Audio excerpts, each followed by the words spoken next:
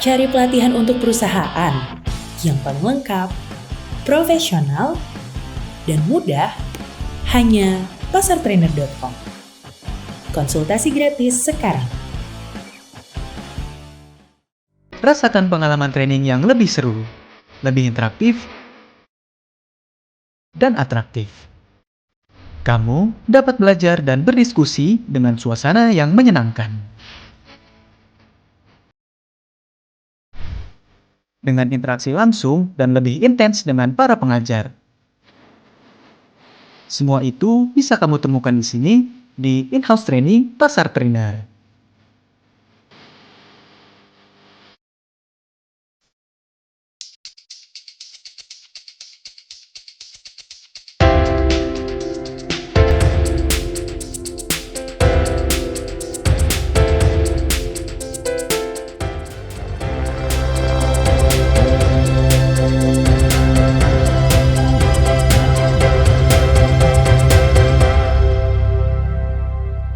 Halo, kembali lagi bersama saya Trisha Suherman di C-Level XYZone Media.com. Hari ini saya bersama Pak Jono, beliau juga anggota di CEO Indonesia dan beliau adalah CEO dari pasartrainer.com. Nanti kita lihat ya, nih kehebatannya apa sih pasartrainer.com itu. Kita langsung aja ya sama Pak Jono. Hai Pak, apa Halo kabar? Bu Ica, baik. Thank you sudah diundang di sini Iya, ya. thanks for coming Ya, ya. sure. Terus ini aku mau nanya nih, apa yang menjadi motivasi utama bisa diriin pasartrainer.com ini? Oke. Jadi saya sendiri itu memang passionate trainer. Jadi saya itu sudah sangat menyukai bidang trainer ini kan. Oke. Jadi saya sendiri sudah jadi trainer sebagai professional trainer sejak 2005. 2005, itu trainingin apa tuh? Wah, trainingnya banyak kan ke financial karena bidang saya di financial. Jadi biasanya saya mengajar mengenai banking fundamentals, credit analysis, risk management, dan beberapa materi-materi financial lainnya terkait dengan banks dan non-bank financial institutions gitu. Jadi itu memang skill saya awalnya. Jadi cukup banyak sih klien yang Setahu aku dulu pernah juga di BFI Finance ya. Atau di mana-mana, sampai sebagai sekarang, konsultan. ya sampai sekarang sebenarnya saya juga masih duduk menjadi komisaris, menjadi anggota komite audit dan komite pemantau resiko di beberapa lembaga keuangan. Ada di keren, luar bank, biasa. asuransi, dan multifinance, saya termasuk yang tadi disebutkan. Keren. Nah, terus tantangannya yang paling signifikan apa pada saat meluncurkan platform ini? Jadi begini, mungkin tadi saya balik cerita bagaimana sih motivasi saya bikin ini ya. Yes. Ini simpel aja sih sebenarnya. Jadi awalnya saya punya banyak temen nih, teman-teman saya itu mungkin di umur-umur yang sudah ya dia merasa dalam beberapa tahun ke depan mereka akan pensiun gitu. So they worry about habis pensiun ini saya mau gimana sih gitu. Saya mau jadi apa, to how mau earn money, dan mereka tuh saya lihat profesional yang sangat mumpuni. Mereka punya skill yang bagus banget, kemudian mereka ahli di bidangnya masing-masing gitu. Di satu sisi saya kan sudah jadi trainer dan juga punya perusahaan yang menjalankan bisnis training, dan klien itu kadang meminta skill-skill yang saya sendiri itu nggak bisa capture semua gitu. Jadi saya harus mengajak atau mencari trainer lain yang saya yakin di luar sana itu banyak sekali yang profesional. Sesimpel itu aja, saya ngeliat ada kebutuhan akan professional trainer, dan ada orang yang sebenarnya sangat ahli di bidang itu, cuma dia butuh wadah atau tempat agar dia bisa berkarya menjadi seorang trainer profesional. Dan saya melihat dengan adanya tren pada saat itu ya, kita lihat ada Tokopedia, ada Shopee, ya mungkin ada Gojek yang mempertemukan dua pihak di dalam satu platform ya, antara yang membuat penjual dan pembeli. Saya pikir kenapa enggak kita coba untuk trainer gitu. Sesimpel itu sih sebenarnya awalnya. Terus ini gimana supaya membangun kepercayaan, trust building-nya itu dari para trainer-trainer. Aku lihat tuh trainernya yang join juga hebat-hebat semua tuh, kan nggak gampang ya Iya, gitu loh iya, untuk iya. mereka trust ya gabung di di pasartrainer.com itu gimana? Iya. Kami pastikan kepada para trainer di tempat kami, karena kita ini kan marketplace ya, jadi kita ini bukanlah saingan dari mereka. Mungkin kadang-kadang bisa jadi ada kekhawatiran dari pihak trainer, oh setelah saya mengajar, nanti misalnya materinya itu kami gunakan atau dipakai oleh orang lain. Di dalam pasar trainer, trainer itu memiliki hak atas materi yang mereka miliki. Jadi bukan punyanya kami. Itu hak intelektual mereka dan kami hargain, dan itu kita tuangkan di dalam perjanjian. Kami tidak akan menggunakan hal itu. Dan ketika dia ke klien, kami ingin memudahkan proses di mana trainer cukup memikirkan bagaimana dia mengajar, konten apa yang perlu dia sajikan agar sesuai dengan kebutuhan dari trainer tersebut. Sisanya dari A sampai Z kami yang selesaikan semua. Bila ada bidding proses, bila ada proses untuk negosiasi kepada klien, mempertemukan, mengkurasi silabus, dan menyelenggarakan trainingnya sampai menyiapkan orang, menyiapkan materi, bahkan mau absensi, sampai tes dan lain-lain, kami yang siapkan semua sudah. Jadi mereka tinggal duduk tenang hanya menyajikan apa yang menjadi expertise mereka. Gitu. Itu menarik tuh. Jadi syarat-syaratnya tuh kalau misalnya teman-teman di CEO Indonesia itu mereka bisa juga jadi trainer kalau memang punya hati untuk melatih orang gitu loh. Iya. Wah, dengan sangat bisa ya. Jadi gitu ya? Jadi kebetulan platform kita ini ya sekarang kita punya hampir 1.000 trainer.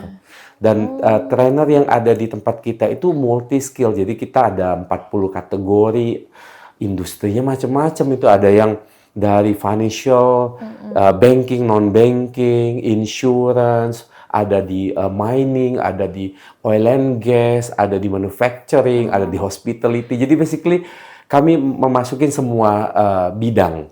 Dan disinilah menurut saya pentingnya kolaborasi. Jadi saya ngelihat kolaborasi itu menjadi satu kunci.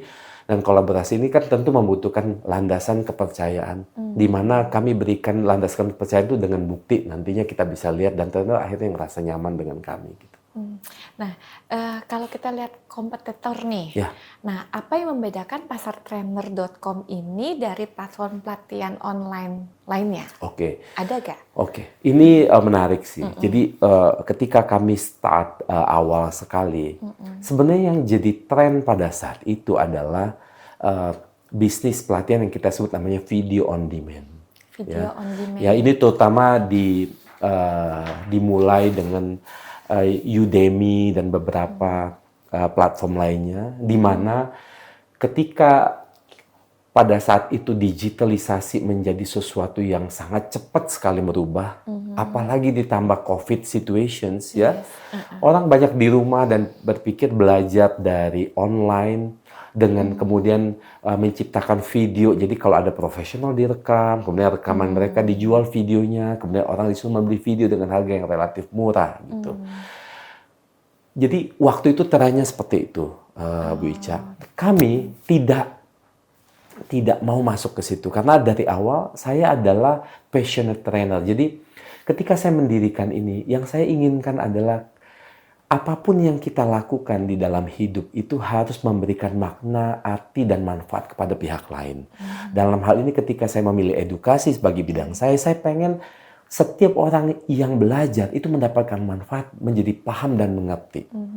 Dan saya ngerasa dengan pengalaman saya sebagai trainer, kendala untuk menciptakan edukasi yang berkualitas itu adalah bagaimana anak-anak yang baru lulus sekolah tanpa mendiskreditkan mengatakan kalau kampus itu tidak baik ya, tetapi di kampus kebanyakan teori yang dipelajarin, tapi aplikasi dan experience sharing itu nggak gitu banyak.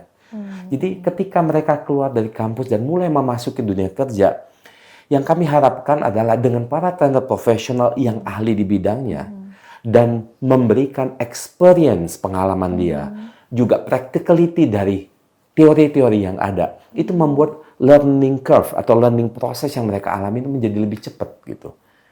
Sehingga dia jadi lebih bisa nyambung sama industri dan menjadi tenaga kerja yang kita butuhkan untuk kita menjadi Indonesia yang hebat di 2045. Saya pikir manusia akan menjadi key point di sana. Gitu. Ya, jadi itu dengan kompetitor berarti dari segi pelayanannya yang benar-benar all out semuanya ya. Iya, iya. Jadi kompetitor tadi balik ke tadi di online, sedangkan kami tidak melewati jalur online tadi. Jadi di pasar training kami semuanya live. Jadi bukan direkam. Live-nya pakai video. Waktu COVID memang interaksi manusia agak susah ya. Jadi ketika kami berdiri di 2019, waktu itu masih belum ada COVID. Jadi kita plannya berarti ngundang-ngundang tamu gitu iya, ya. kita datang ngajar gitu, training. Dulu awalnya seperti itu. Iya. Waktu COVID berubah jadi online training, tapi tetap live. Jadi pengajarnya itu bertemu langsung gitu, bukan direkam gitu. Oke. Karena kenapa mungkin saya tambah kasih, kenapa saya nggak gitu setuju sama yang direkam. Menurut saya yang namanya knowledge itu tidak bisa kita stop berdasarkan saat dia direkam. Karena ilmu itu kan akan nambah terus. Kalau kita cuma belajar rekaman yang sudah dilakukan di masa lalu, nggak dapat update-nya gitu. Dan interaksinya agak kurang gitu sih. Iya, betul. Oke, sekarang kita ke manajemen kualitas. Oke. Nah, bagaimana proses seleksi? Nah, trainer-trainer yang baru itu supaya bergabung di pasar trainer dan kita tahu kualitasnya. Kan nggak mau sembarangan dong yang ngajar di pasar trainer kualitasnya nggak bagus gitu kan. Nah, itu cara seleksinya gimana? Apalagi dengan banyak yang 1000 trainer. Benar. Sebenarnya kita kalau mau menerima semua itu mungkin bisa lebih dari 1000. Dulu memang kita pun di platform ini pernah mengalami masa trial and error dulu ya. Jadi awalnya nih Bu Ica, kita tuh terima semua siapa aja, ayo masuk yang gitu. Yang penting banyak. Kan namanya marketplace ya. Iya. Tapi ketika kami melihat kan dan kemudian belakangan kami juga refocus karena menurut saya yang mampu kita bantu untuk saat ini dan mempunyai kapasitas juga yaitu adalah corporate. Jadi fokus kami itu di B2B. Jadi tidak mungkin kita menawarkan trainer yang asal-asalan kepada B2B. Pasti kita nggak akan pernah dipakai oleh mereka. Nah di titik itulah kami kurasi tuh. Jadi banyak trainer yang tadi udah masuk terpaksa kami dorong keluar mohon maaf. Jadi kami bikin standar. Jadi trainer kami syaratnya adalah minimum dia harus 10 tahun pengalaman. Ya 10 tahun pengalaman di bidang yang dia ngajar. Nah dari situ baru kita nge-review secara desktop review ya, kita ngelihat dari CV. Habis ngelihat CV, kemudian kami lanjutkan dengan sisi interview untuk melihat bagaimana dia menjawab, berinteraksi dengan tim kami. Setelah itu kami uji lagi nanti dengan mereka memberikan training kepada masyarakat. Nah, kami setiap Sabtu nih, Bu Ica, punya program yang namanya Skill Booster. Skill Booster ini awalnya gratis, tetapi kami melihat kalau kami kasih gratis, banyak peserta yang tidak komit gitu. Jadi kami taruh uang 10.000 aja agar mereka komit. Jadi ilmu skill bisnis yang harusnya mahal, ini kami tawarkan 10.000 itu sebenarnya awalnya tujuannya gratis. Kami bagikan kepada publik. Jadi ini adalah bagian dari CSR kami kepada publik. Di mana banyak sekali mahasiswa kelas itu setiap satu mungkin bisa 100, bisa lebih yang datang ingin belajar skill-skill praktikal gitu. Yang ditawarkan oleh trainer kami. Di satu sisi kami lakukan CSR, sisi lain kami juga bisa melihat kualitas trainer dalam proses itu gitu. Nah, itu mengukur keberhasilan si trainer ini di programnya itu dari mana? Itu seleksi. Jadi 3 proses itu merupakan seleksi awal kami untuk mendapatkan kualitas trainer yang baik dulu. Berikutnya tentu harus diuji sama klien nih. Jadi dia harus ngajar, training, dan setelah training kita selalu membuat yang namanya feedback. Feedback form untuk diisi oleh seluruh peserta. Peserta akan menilai dalam skala 5 akan menilai bagaimana kualitas materi, bagaimana kualitas trainer, dan bagaimana experience mereka di dalam training tersebut. Dan apa yang diisi oleh mereka, itu semua kita lakukan secara digital karena kami platform. Jadi proses digital itu membuat langsung terupdate di dalam platform. Jadi setiap trainer akan keluar tuh nanti kayak feedback sosial medianya. Misalnya nih kayak kita pesan hotel ada dari skor 5 dia 4,7 atau 4,8. Kita bisa lihat itu di platform dan itu jujur apa yang adanya dan testimonial tulisan dari semua peserta itu juga ada di situ. Oh, jadi di pasartrainer.com ini bisa dilihat siapa aja yang Bisa. trainer yang Trainer yang bergabung, bagus. terus itu di situ juga ada bintang-bintangnya. Iya, Oh, benar. Tapi untuk klien memang yang bisa mengaksesnya. Oh gitu, Iya. hanya klien yang bisa mengakses Iya, ya. iya. Kalau misalnya kita nih yang awam belum jadi klien, kita mau lihat-lihat aja bisa? Untuk masuk memang harus klien. Oh gitu, Iya. oke. Jadi biar ya itu menjadi seperti kita punya property right dan penghargaan kita kepada klien juga gitu. Jadi kalau klien dia bisa mengakses semua trainer, semua program kita. Kita punya lebih dari 2.300 program training di dalam platform. Mereka seperti Google Search saja, tinggal nyari mau training apa, nanti keluar langsung apa yang dibutuhkan. Oke. Gitu, nanti tinggal dicocokin sama trainernya yang mana yang bagus, program mana yang bagus. Nah, nanti mereka bisa ngambil atau menarik. disesuaikan. Nah, terus gimana caranya strategi supaya pasartrainer.com ini bertumbuhnya dengan pesat? Ada gak? Saya percaya dunia sekarang ini adalah bukan dunia yang mengedepankan persaingan. Saya pikir itu sudah masa lalu. Oh, saya begini, kamu begitu, kita bersaing gitu. Dunia sekarang adalah dunia kolaborasi. Betul. Jadi market itu sedemikian besar dan menurut saya opportunity itu pun kita bisa ngelihat ke depannya bukan sesuatu yang udah terjadi di masa lampau, bahkan bisa tercipta opportunity baru gitu dari kolaborasi. Jadi kami tetap mengedepankan kolaborasi di mana para trainer itu ada partner-partner atau aset yang berharga di kami. Demikian juga kebahagiaan dari para klien. Jadi bagi kami tidak ada yang lebih penting dari kepuasan klien. Ketika mereka nggak puas sedih, waduh kita itu kalau di dalam pasar trainer kulturnya itu sudah kayak kebakaran jenggot kita kalau klien Kalau ada yang komplain ya. gitu. Benar. Jadi jadi kita harus maintain both side ini agar mereka happy di dalam platform kita gitu. Itu sih. Oke.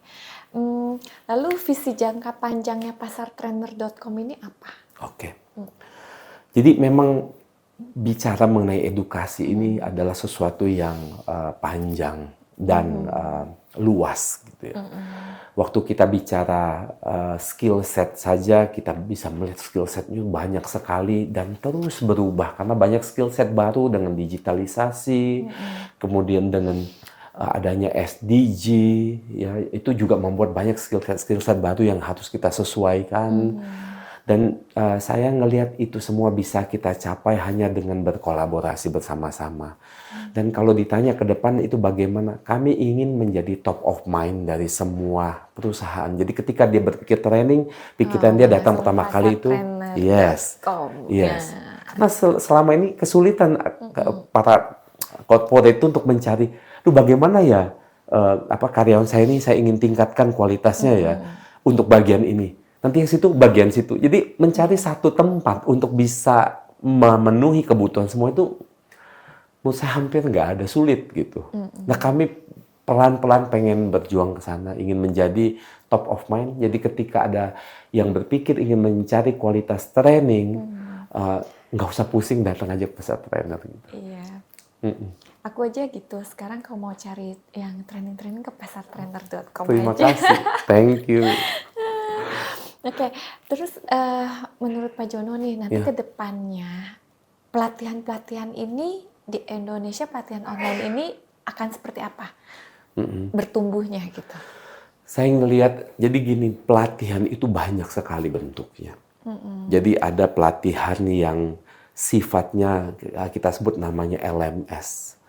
Learning Management System, di mana perusahaan-perusahaan berusaha agar lebih hemat menciptakan satu sistem. Tapi kelemahannya adalah mencari konten yang bisa dimasukkan ke dalam sistem itu nggak mudah. Apalagi mengupdate isi konten ke dalam sistem. Itulah kenapa kadang-kadang kami juga di-approach oleh banyak perusahaan-perusahaan ini untuk mengisi konten mereka, dan kami kami bilang ya kita nggak bisa karena itu kan sebenarnya punya partner kita gitu. Jadi bukan punya kami hanya jadi tempat wadah, tempat pasar di mana semua yang ingin berkarya mengajar dan punya kemampuan silahkan, dan semua yang membutuhkan silahkan ketemu di pasar ini. Jadi pertumbuhan di Indonesia nih pelatihan online ini misalnya dalam 5 tahun ke depan bisa berapa persen gitu loh, Pak Jono? Jadi gini, makanya tadi saya bilang online itu ada di LMS, ada juga online yang menjual video. Jadi menjual video itu mungkin beberapa contohnya ada Udemy, ada kalau Ruang Guru itu menciptakan namanya Skill Academy. Dia merekam orang, dibayar, kemudian rekamannya dijual gitu. Iya, gitu ya. Ada model begitu juga. Ada yang live training tapi di online. Jadi pakai Zoom atau pakai beberapa aplikasi online untuk mereka mengajar live. Ada juga yang masih offline, datang gitu ya. Jadi luas sekali. Saya ngerasa setiap bentuk training itu punya wilayahnya masing-masing gitu.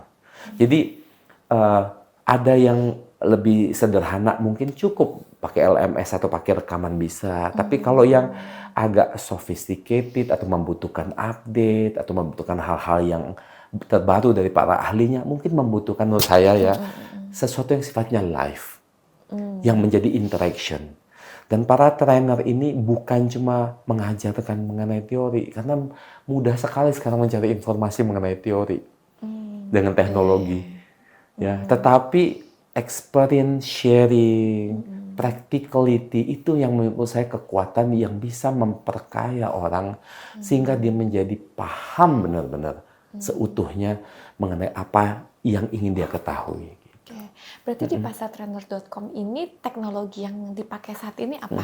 Jadi gini, kami masih menggunakan teknologi itu sebagai enabler.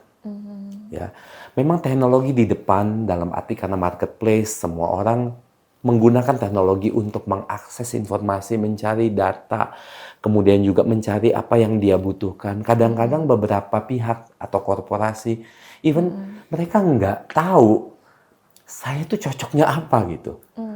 Jadi gunakan platform kami untuk mencari ide gitu, untuk meng-create apa yang dibutuhkan. Karena even kalau kita bicara nih, communication skills misalnya, untuk industri pertambangan, industri misalnya hospitality, untuk banking itu akan lain tuh aplikasinya. Kita akan cari yang jago komunikasi di pertambangan, ngadepin siapa stakeholder di pertambangan, itu lain nanti. Jadi menurut saya ilmu itu luas sekali. Jadi caranya beradaptasi itu gimana tuh? Nah, caranya kita beradaptasi, satu, teknologi ini menurut saya bukan sesuatu yang harus kita hindari. Kami selalu mengatakan bahkan kalau saya pribadi karena pengajar, orang yang akan survive ke depan, ya ini kan ada ketakutan akan adanya AI menggantikan manusia nih ya. Jadi saya menganggap AI itu adalah teman gitu. Orang yang bisa berteman dengan AI untuk memperkuat dia, itulah yang orang yang akan survive ke depan. Tapi orang yang menganggap AI itu menjadi musuh dan bertarung melawan AI, berat nanti hidup dia. Karena AI ini perkembangan cepat sekali, tetapi saya ngelihat AI pun masih belajar. Dan ketika kita mendapatkan informasi dari apa yang diproduce even oleh Gen AI atau generative AI, saya ngelihat butuh ahli untuk menginterpretasikan. Jadi kalau orang itu tidak cukup ahli dan dia dapat data AI aja kemudian mencoba menginterpretasikan, biasanya hasilnya nggak gitu bagus tuh Bu Ica. Gitu. Ya pasti tetaplah ada plus minusnya ya. Benar. Tapi namanya teknologi kita nggak bisa lawan, kita ikuti. Kita ikutin, benar, saya setuju banget. Tapi memang ada wilayah yang misalnya ya menurut saya kreativitas, kemudian sense of the interpersonal skills gitu. Itu sesuatu yang menurut saya teknologi masih agak berat untuk bisa menggantikan. Iya betul. Oke, ini kita nggak berasa nih. Segmen kita udah sampai yang terakhir. Oh iya? Terus ada pesan-pesan nggak untuk sahabat, mungkin teman-teman, keluarga yang lagi nonton, dan juga untuk sahabat-sahabat kita di Yayasan Global Se Indonesia, Apa pesan-pesannya? Ya, mungkin pesan saya kepada semua masyarakat, siapapun itu ya, menurut saya belajar itu adalah sesuatu yang hanya akan berhenti ketika kita berhenti bernafas. Jadi selama kita masih bernafas, kita masih akan tetap belajar. Jangan anggap belajar itu hanya ada di dalam kelas, atau di dalam suatu sekolah formal, atau ketika kita ingin mendapatkan suatu gelar. Tidak. Belajar itu akan terus kita dapatkan dalam setiap tarikan nafas, dalam setiap kehidupan kita.